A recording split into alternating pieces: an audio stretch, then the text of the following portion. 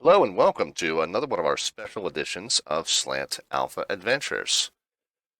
We have another tutorial on this channel, an older one, where we've described the process of putting together a VFR flight plan, or at least planning the route of a VFR flight using VFR Sectionals on here on SkyVector.com. You can check that out if you would like. The link to that's going to be in the video description here. We got asked, however, to go into a little bit more of an in-depth tutorial on looking at US VFR sectionals. And so here we're going to do that and go into maybe a little bit more of what these different airspace markings are and what you need to avoid and what you need to be talking to controllers for, what you don't need to be talking to controllers for, etc. So here we go. We are on SkyVector.com. This is where you can get free access to all of the US VFR sectionals, complete full US VFR sectionals, the same ones that are published by the US Federal Aviation Administration, or FAA. Now, the reason we focus this tutorial on the US is because what I just said, the charts are all freely available. SkyVector has world coverage, but you'll notice outside of the US, the information is a lot more sparse and kind of watered down. So there is a depiction here of UK airspaces and airspace boundaries, but it's not as complete as what you'd get from the actual UK VFR sectional, which is something that you have to pay for. Some countries you can find information on, VFR sectionals by Googling the name of the country plus AIP, or Aeronautical Information Publication, but some you can't, some you have to pay for. And so like I said, on SkyVector, what you have is kind of a watered down version, at least most places. But in the US, you've got free, complete coverage using the actual full published VFR sectional charts. The very first thing I want to show you is the difference between the tabs up top, where you can look at you can look at the world high, you can look at the world low, you can look at the world VFR. Those are probably the three that you use most often. But the other thing that you can do is you can actually look at the source charts, the charts that these national maps are stitched together from. So if you look at and in the case of the VFR ones, they're just named after the region. So this upper right one here where it says Washington, that is the Washington, D.C. VFR sectional published by the FAA. So SkyVector takes all these, they scan them together, and they kind of figure out how to digitally stitch one to the next, and then they georeference them so that whatever you put into your route shows up in the right spot, regardless of whichever chart you're on. And again, World VFR, but we can scroll kind of to the west here, and you'll see the next one over is called Cincinnati, and you can see this one kind of leaves off near where the Washington one, this one picks up where the Washington one leaves off, rather. And the great thing about the individual chart view is that you got all this information in the margins that you don't have in the world map. So there is a little bit of a legend here. This is a good place to go if you're not sure what some of these symbols mean. We're going to cover this stuff to some extent, but this is a great place to go. Just go to the individual chart for the area that you're in, and a lot of this stuff, a lot of the symbology is explained right here. Here's a map of all of the various VFR sectionals that cover the U.S. Again, SkyVector stitches these together and turns it into one cohesive map for you. But anyway, the World VFR map is what we often use. One thing that you do want to look at is the difference between the area sectional, the Washington area sectional, and what they call the TAC, the terminal area chart. So that's a little bit more of a zoomed in, detailed version of the VFR area around a terminal. In airspace terms, a terminal is the area around a busy airport, the terminal area. Not the actual building, but the whole region here. It's called the terminal area. So the TAC, terminal area chart, is like I said, it's at a different scale, so it's more detailed. You can zoom in a lot closer than you can on the regular VFR chart, which only goes zoomed in as far as that. So use these selection tabs up the top to your advantage. I think there's a tendency to focus only on the World VFR and the World High and the World Low, but don't overlook that there's all these other great charts that are available, and the ones that are available change depending on where you are. So if there's one that you are looking for that you're not seeing, it might just be that you're not quite centered where you need to be centered for it to show up. Some great features of SkyVector, by the way, if you're not familiar with it. If you go up into this layers section, you can turn on text weather, which puts these little green, red, blue, and purple balls over each of the METAR reporting station. And if you hover over each one, it'll give you a readout of the METAR that's there. The coloration is VMC, visual meteorological conditions, IMC, instrument meteorological conditions. We got 1 statute mile and rain there at Richmond. We'll probably do another tutorial at some point about interpreting those METARs. If you hover over the, the green ones, 10 statute miles, broken at 10,000. So, each in the layers, and you turn on text weather, those little balls, like I said, they're colored to indicate basically VMC, basically IMC, and then some, kind of marginal conditions either way are the blue and the purple ones.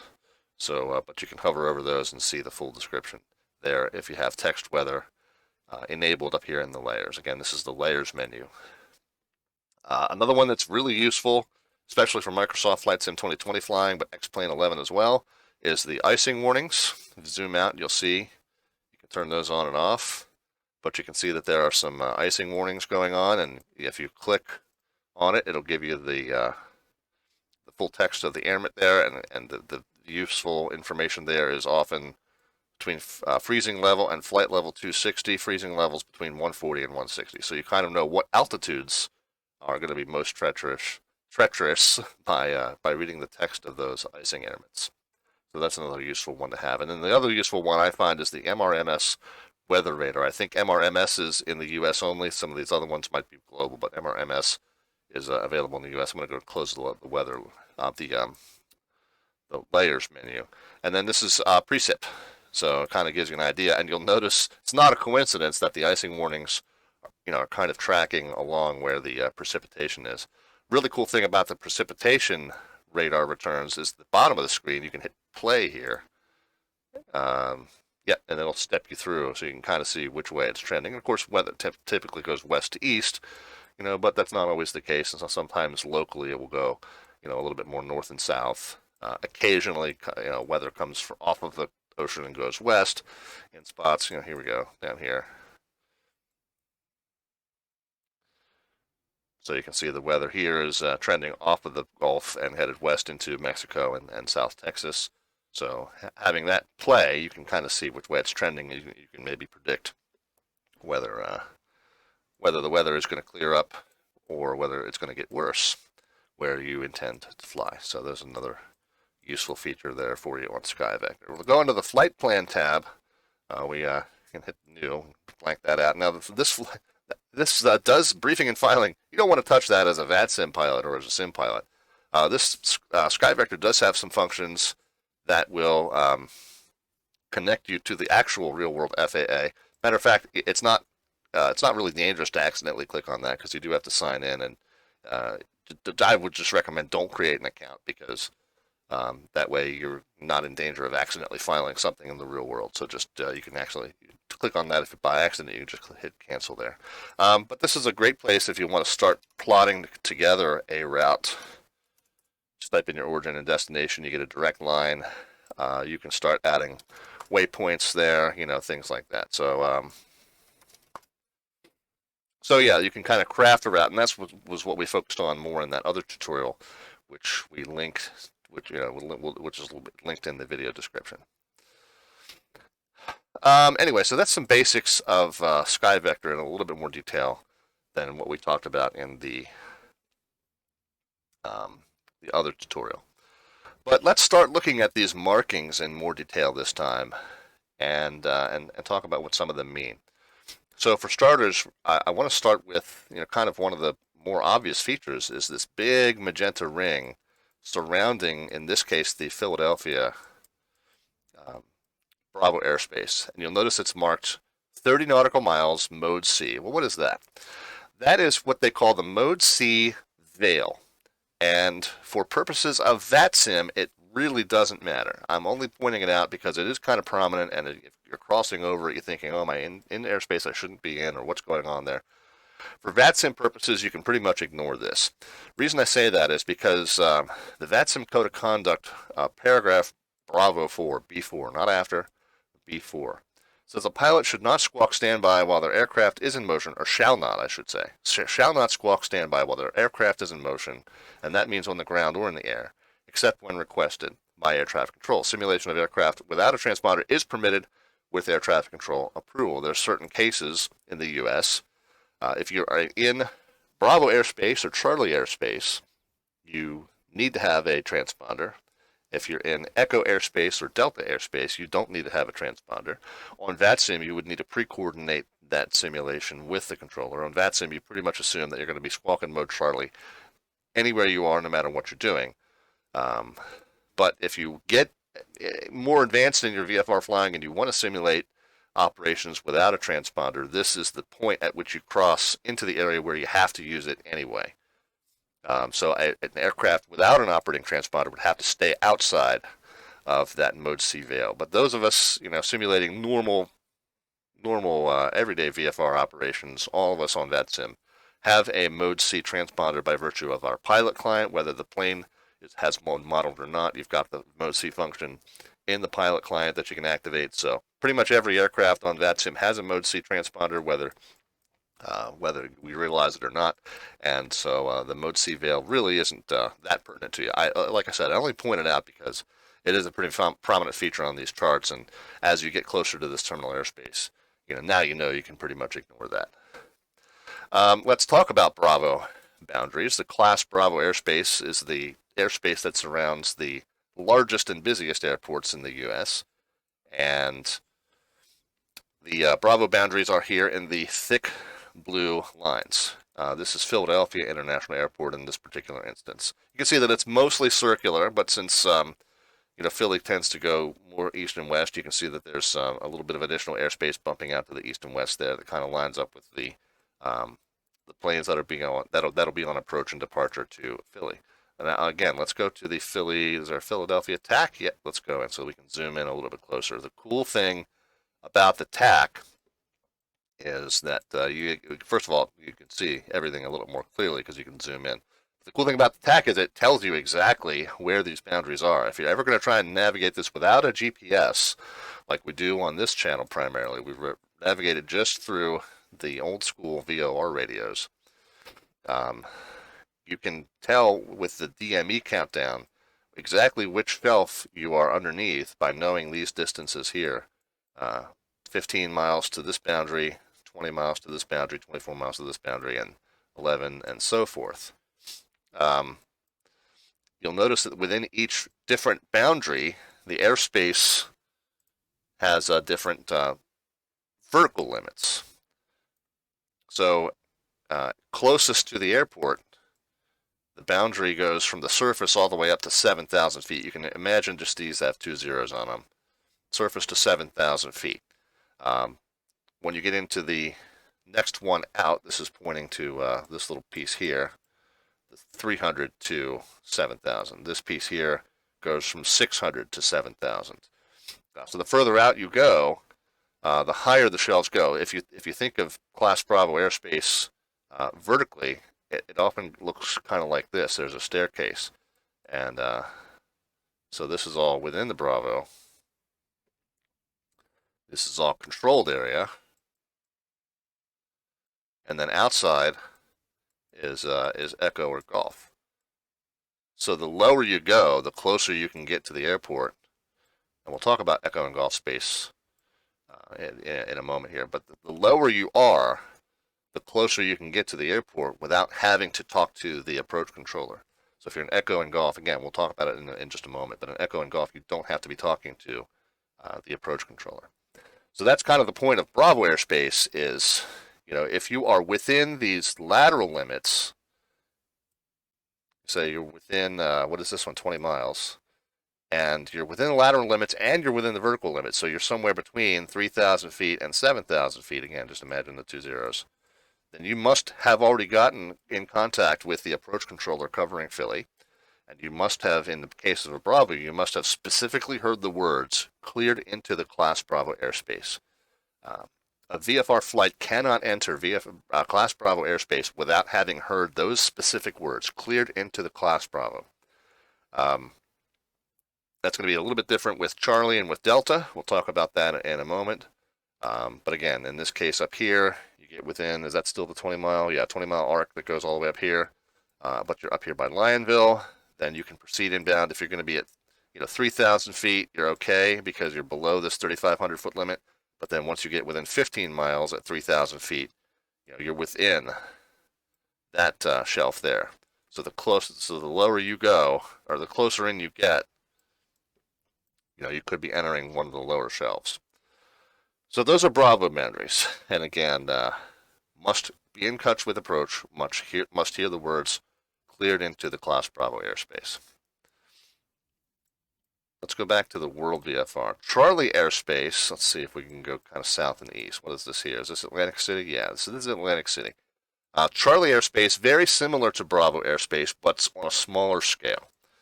The boundaries typically go 5 miles and 10 miles out from the airport. The airport itself. And in the inner ring, you're looking at surface to 4,100 feet. These are in mean sea level, by the way. 4,100 feet mean sea level. And then out here, it's 1,300 to 4,100 feet mean sea level. So within 10 miles of the airport, you're okay if you're flying at 1,200 feet or below. Once you get within 5 miles, you must be talking to the approach controller. And the Charlies rather almost always say that you should contact the approach controller 20 miles out. So imagine there's a ring that's a little bit further out. So if you're intending to enter that Charlie, you should be in touch with the controller, about 10 miles outside of that outer ring. But the vertical boundaries, again, we're kind of the same. There's the inner shelf that goes all the way to the surface, and then there's the outer shelf. And in the case of Charlie's, it's just the 2 shelves. But again, if you're at a low enough altitude to be under the outer shelf, then you only need to talk to the controller if you're entering that inner shelf. So hopefully that makes sense. So that's the Charlie. That's the thick magenta rings there. Delta airspace here's an example of a Delta Phillips Army Airfield. Well, let's look at a civilian one. So here's one that's kind of tucked up underneath the Philadelphia Bravo. This is a good example because we can kind of talk about the different airspaces that are here.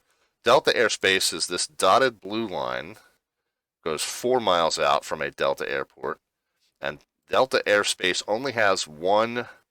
It doesn't have shelves. It only has one cylinder, I guess you'd say, and it goes to the surface. Always starts at the surface, and then the upper boundary is in that bracketed square there. So the Delta in this case goes from the surface up to 2,600 mean sea level, and typically the boundaries are 2,500 above the field.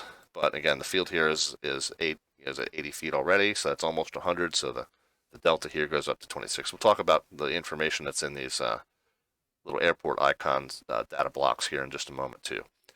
But anyway, for right now, the Delta airspace goes up to 2,600, and we know that because of the 26 there in the brackets. Again, Delta airspace, you need to be talking to the controller before entering, but similar to Charlie, and I didn't really cover in detail in Charlie and Delta, unlike Bravo, you do not need to hear the words cleared into the Charlie, cleared into the Delta. Those things don't exist. You need a VFR clearance to enter Bravo airspace. In the case of Charlie and Delta, you only need to be in two-way communication with the controller. So if you have called up the controller and given your position and your altitude, and they have said, November 514 Delta Victor, Roger, that's all you need. They could even say, November 514 Delta Victor, stand by. That's still all you need. As long as they have answered you by call sign, you can enter the space. Now, I'd be nervous about entering a space if all they said was stand by. But technically, if they answered you by call sign, then that's all you need is to be in two-way communication. again, I'd be specifically nervous about entering their airspace if I haven't given them my position. If I just said, Atlantic City approach, November 514 Delta Victor, and they said, November 514 Delta Victor, stand by. I haven't given them any position information. They don't know where I am. So I would be nervous about entering their space if all I had heard was stand by. But technically, by the letter of the law, if they answered you by call sign, you can enter. The only exception to that is if they say November 514 Delta Victor, Atlantic City approach, remain clear of the class Charlie. That's the only exception. But anyway, Charlie and Delta, very similar in that regard, is you do need to be talking to the controller before entering. And in the case of the Delta, it's the tower controller. In the case of Charlie, it's going to be the approach controller in the outer ring, might be the tower controller in the inner ring. But yeah, both of them similar in that regard. You only need to be in verbal contact, two-way communication. They need to have answered you by call sign. Now, if they said aircraft calling standby, it's not sufficient. They're not in contact with you specifically. They're just in contact vaguely with some aircraft that they heard, but they didn't really specifically answer. So they've got to answer you specifically by call sign, but once they've done that, you can continue inbound unless they tell you that you need to do something else. So that's Charlies and Deltas. Now, there are some other markings here regarding the difference between Class Echo and Class Golf airspace. And we're looking at these kind of faded magenta lines and then these dotted magenta lines. I'll go over real briefly. All right, you see these faded magenta lines here. In brief, the normal boundary between Class Echo airspace and Class Golf airspace is at 1,200 feet. Echo is above 1,200, Golf is below. In these shaded boundaries, it's 700 feet. Echo is above 700 feet, Golf is below. In these dotted boundaries, the Echo goes all the way to the surface. On VATSIM, I'll tell you that the boundary between Echo and Golf, the distinction between Echo and Golf isn't really that important on VATSIM. It's more important for general aviation IFR flights into and out of smaller airports, uncontrolled airports like this. That's when it really comes into play on VATSIM, but that's kind of a more advanced topic. I'll just say for general purposes, if you're just getting started on VATSIM and if you're doing VFR flying, the distinction between Echo and Golf, there's differences in the weather minimums, differences in equipment requirements, things that really aren't pertinent to VATSIM. So for VATSIM purposes, don't really worry about the boundary between Echo and Golf. Just worry about Bravo, Charlie, and Delta as far as your controlled airspaces, and you'll be good to go.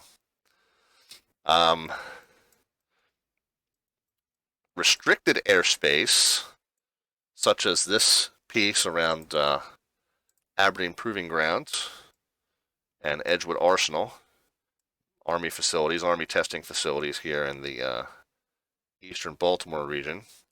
You see the blue boundary with the spikes that head inbound.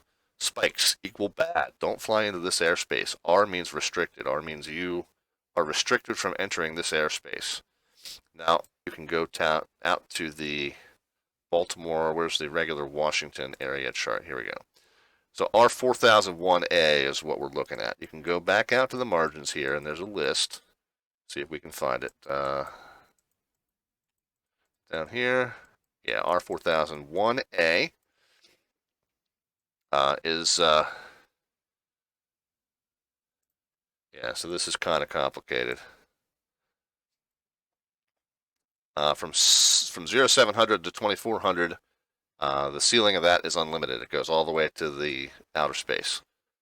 From midnight to 700, and I believe these are in Zulu times. The airspace is only active to 10,000. Above 10,000, you can overfly that with no problem between these hours. And then sometimes they'll put a note amount that makes that active at other times. So they'll give you at least 24 hours notice.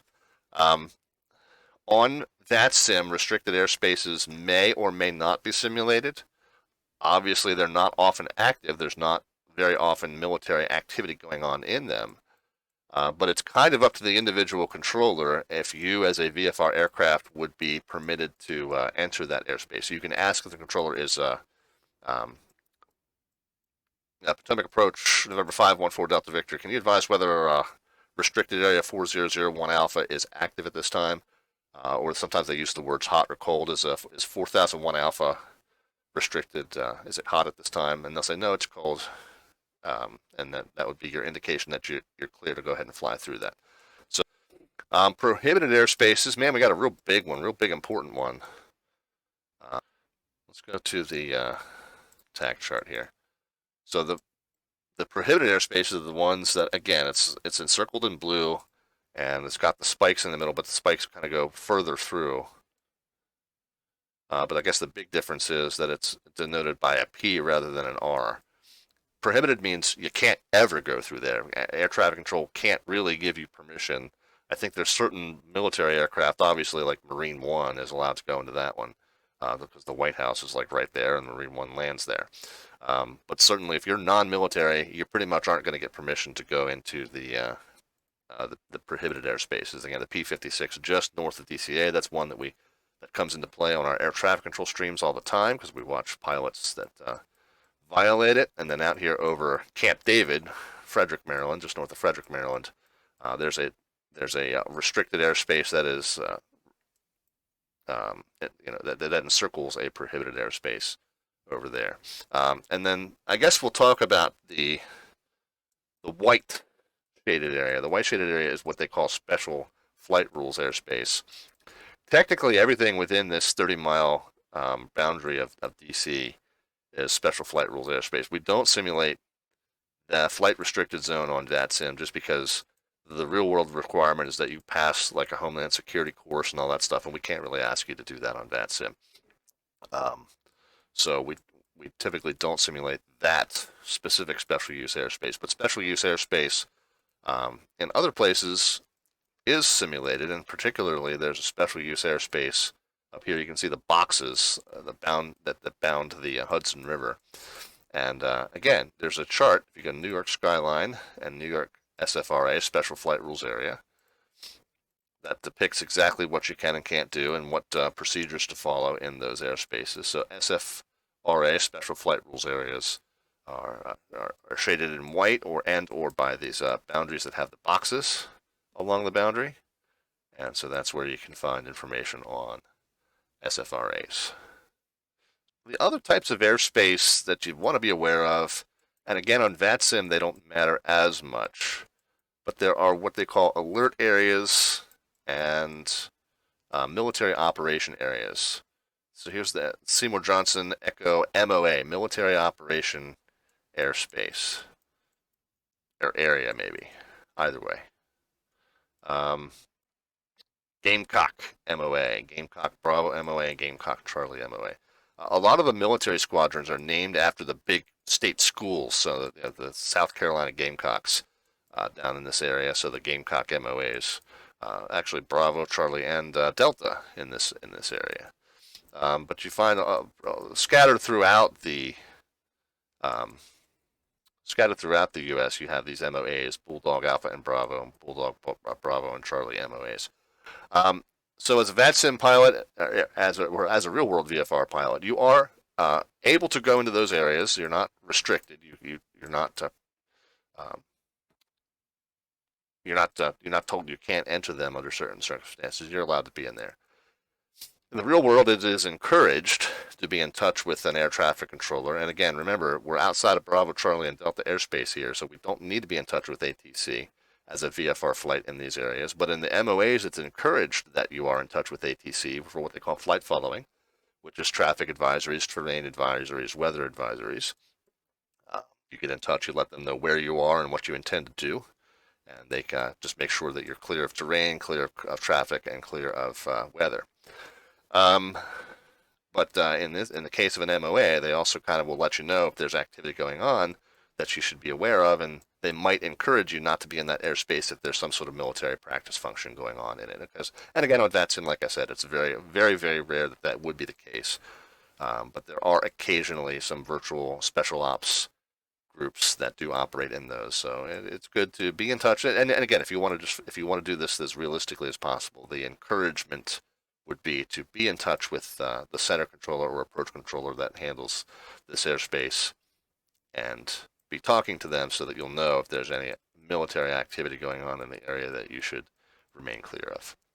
So that's MOAs and alert areas, warning areas. So again, this is basically the same thing as an MOA.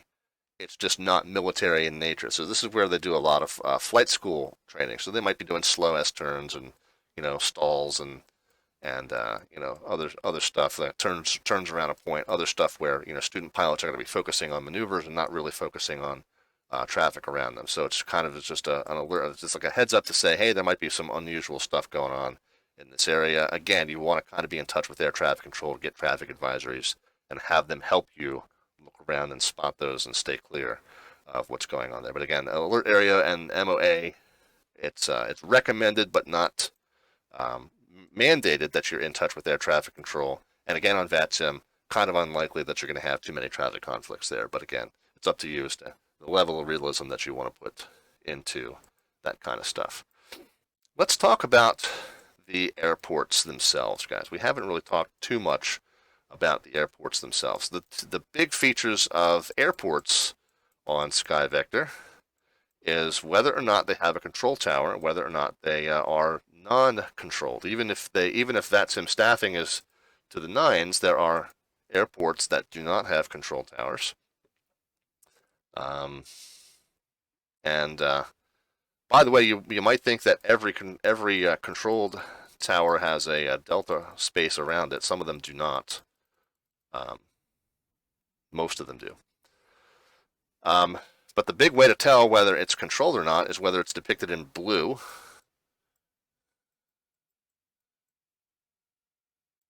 or whether it's depicted in magenta.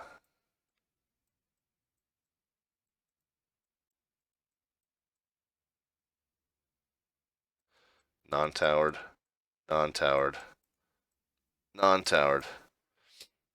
And then on the blue ones, which you got a bunch of them up the coast here, anything that's depicted in blue has a control tower. Anything that's depicted in magenta does not.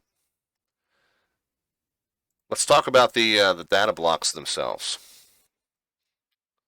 Because what you got is you got the airport name, Vero Beach Regional, and its identifier. Now, for ICAO purposes, you'd put a K in front of that. And so in the US, the ICAO is just the letter K followed by the FAA identifier. And that's just the US function for converting. Is just always just adding that letter K there.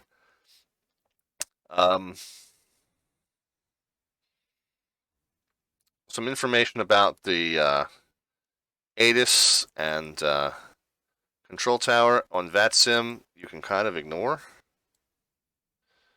The ATIS may or may not be active on VATSIM. If a controller is actively providing services there, it will be. If not, it won't be. That would be listed in your pilot client, and it should be consistent with that frequency, although it's not always. This italicized number, 22 in the case of Sebastian, 24 in the case of Vero Beach, is the field elevation in terms of feet above mean sea level. So Valdosta is at 203 feet above mean sea level. The letter L, you don't really need to worry too much about that. That has to do with the exact type of approach lighting that's in use there.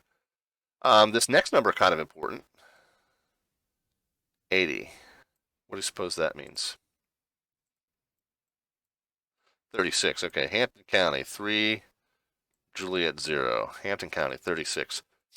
This is an indication of the length of the longest runway. Add another 2 zeros to that, 3,600 feet, and that tells you the length of the longest runway. So up here at Allendale, you got 162 feet above mean sea level. You got the approach lighting, again, which isn't too useful to you, and then 5,000-foot runway is the longest runway available at Allendale. So some useful information there to you. The last thing to keep in mind here is the common traffic advisory frequency that's in use at the airport. 122.8 here at Allendale, 122.9 down at Hampton County, and you'll see there's some other ones. 22.8 at St. George, 23.0 here at Somerville, 22.8 at Low Country Regional, etc., etc. The thing to know on VATSIM is that there's been talk for a couple of years now about going to the point where we're using the common traffic advisory frequency that's published for each airport, but for right now, we are not. For right now, every airport uses 122.8, and you'll see that a lot of them do natively. But the ones that use different CTAF frequencies, for right now, it's always going to be 122.8. The last thing I guess I will point out in the data block is this thing down at the bottom. Right pattern to runway 6. You see there's no indication of any right patterns here, no indication of any right patterns here. But if there is any runway at the airport that uses the non-standard pattern direction, pretty much every airport has assumed that traffic patterns are left-hand traffic patterns. That's the standard direction. However, you will notice occasionally that there are ones that use right-hand traffic patterns to certain runways, and those are depicted right there at the bottom of that data block. So there's a bunch of examples. Beaufort Executive here does indicate that the runway pattern to runway 7 is a right pattern.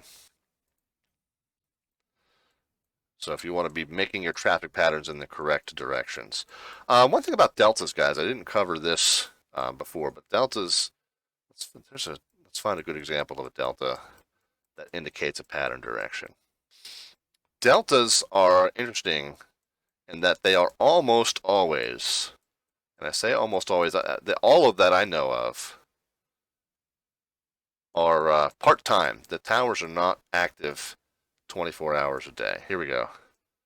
Waterbury, Oxford. So why would I get a pattern, a standard pattern entry indicated for Oxford? Because the pattern is going to be whatever the controller tells me to do. The controller might tell me to enter a left downwind runway 18 or a left base to runway 18, and I would do this. And then why am I looking for a standard pattern when the controller is just going to tell me to join a left downwind or a left base? If I'm coming in from this side, then yeah, I'll probably get a right downwind or a right base. But yeah, why would this matter? And the reason is that Delta towers are almost always part-time. They're not on 24/7. And again, go to the New York sectional. I think they list that most of these deltas, you'll notice, that are not operating 24/7. Now, on VATSIM, sometimes they are, sometimes they aren't. If there's a VATSIM controller that's covering a delta, most recently that I've seen, that the controllers do honor these hours of operation. And again, I believe these are in Zulu times. A lot of times they may provide service to them 24/7. So you might just have to ask them, or if you ask them for a taxi clearance and they say frequency change advisor is approved, then you'll know. And you'll know that they may be simulating that the tower is closed. Oh, there it is, Waterbury, Oxford. We're looking for Oxford.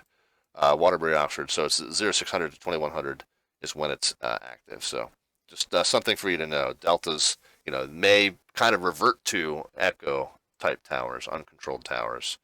Let's flip back over to the TAC chart here for Philly. You'll notice on VFR charts, again, you're presumed to be navigating visually. You're presumed to be corroborating your position by what you see around you. You'll notice that a lot of these things, like golf courses, cemeteries, golf courses, institution, college, golf courses, water tanks, stacks, more golf courses, more water, a reservoir here. So you'll notice there's a lot of these little visual reporting points, and some of them have flags marked by them. So the ones that have flags marked by them, a lot of times the controllers will use when you're visual to say, proceed direct Heritage Field and report over the cooling towers or something like that. So the ones that are marked with flags are often used as a visual reporting point for air traffic control purposes. Report over top of Quakertown Airport, something like that. Report over top of the of Lake Nakamixon if you're inbound to something and they want to, you're inbound and they want to say, they want to give you a control instruction by the time you get to a certain point, so they may have you report when you're over top of this or that. So those one with the flags, That VATSIM controllers unfortunately don't handle VFR traffic as often as they handle IFR traffic, so some of them are not as well versed in VFR flight handling as they are in IFR procedure.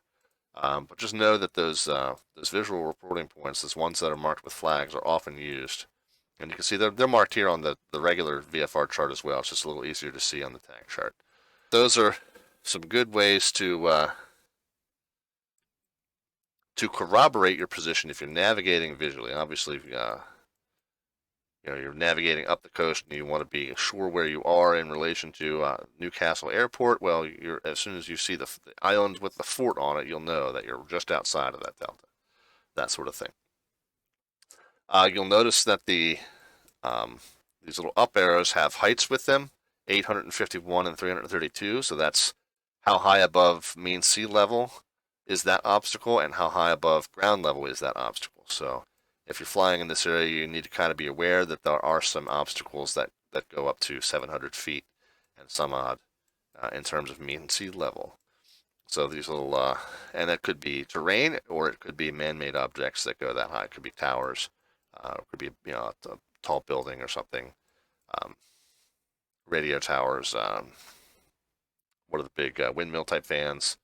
So there could be anything there, but anything with a little up arrow and the number just tells you that there's some sort of an obstacle there that you need to be aware of, and it tells you what the height of that is. In addition, we have what we call, and I tend to refer to them on stream as minimum safe altitudes. It's not exactly the accurate terminology. Minimum safe altitudes really refers to the segmented minimum altitudes along an IFR route. Those there are called minimum safe altitudes. On the VFR, the actual name for those things, let's see if I can get back to it. The actual name for those things is, what is it? Maximum elevation figures, MEFs. But just colloquially, I kind of refer to them as the same. And I guess the chart here somewhere tells you. Yeah, there we go.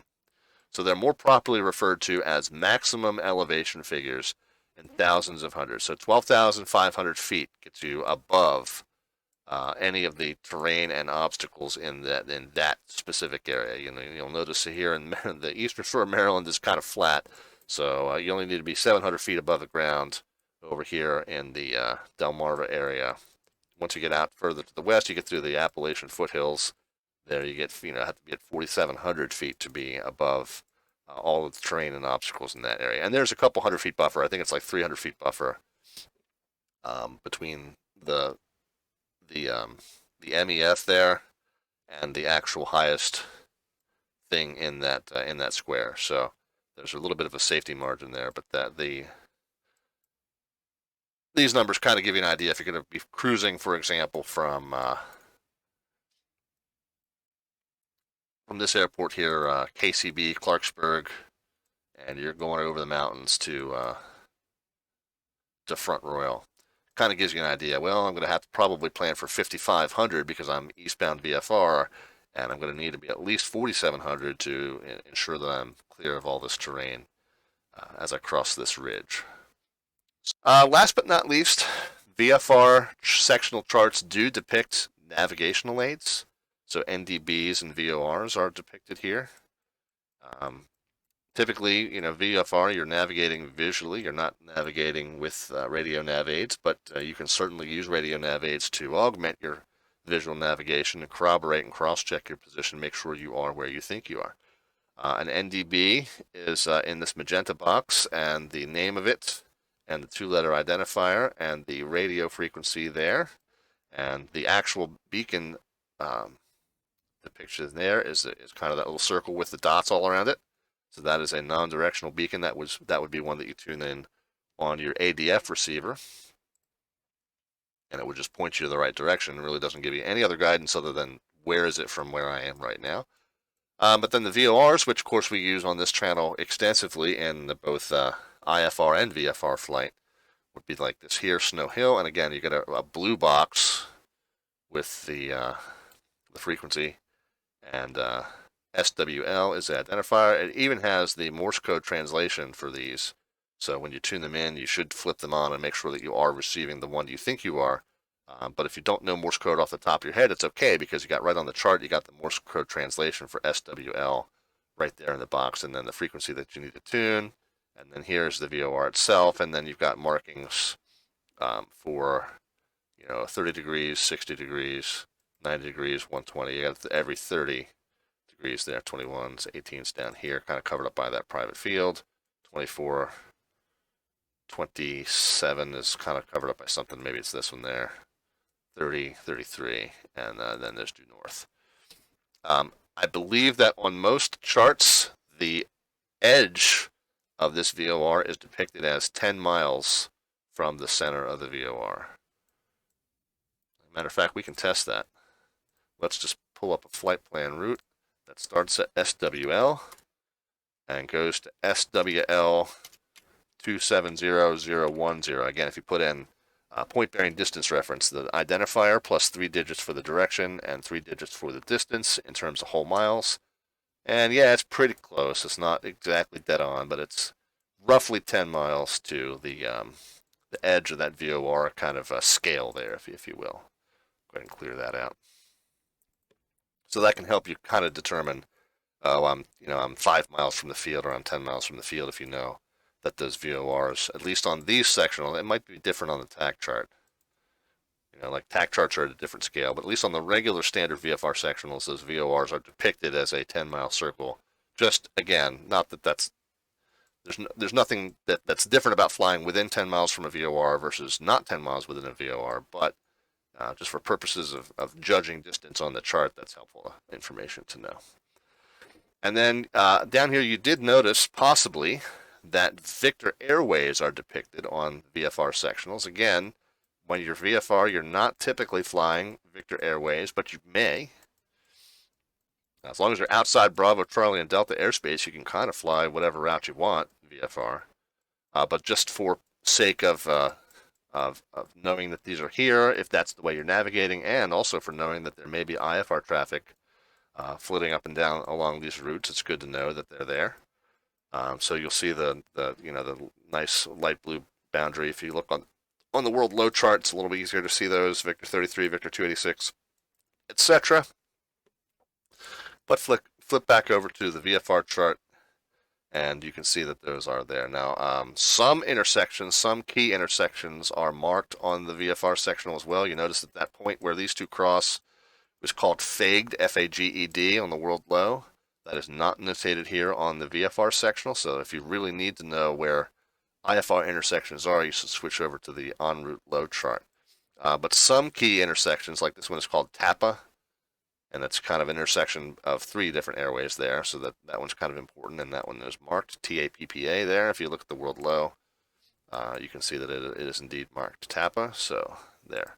So you do have some airway and waypoint intersection information on your VFR chart, even though typically, if you're navigating through Victor airways and need to know where those intersections are, you'd be looking at this chart instead. But just in case you want to corroborate where you are versus where you think you are, you can kind of see what you should be seeing out the window. If you're passing over Collin, you can kind of see, well, I should be seeing some coastline here and the Potomac River to my north, and etc. So good information to be able to flip back and forth and kind of see what you should be seeing around you. All right, I think that covers the basics of it. Again, if you have questions, feel free to leave them in the comments or find me on my Slant Alpha social media pages. I ask, though, one favor that I ask for those of you who are going to comment, if there are things that you feel that I've missed or you can clarify or provide some additional information, I do welcome that. The one thing that I do request, guys, is that remember this is a tutorial for beginners. The whole point is to kind of water it down to the very basic necessities so that beginners have just enough information to be able to get on the VATSIM network and try some VFR flying, but not so much information that they feel intimidated or chased away. So any additional information you want to provide in the comments, I welcome that, but just keep in mind that this is for beginners, and let's keep it in that spirit.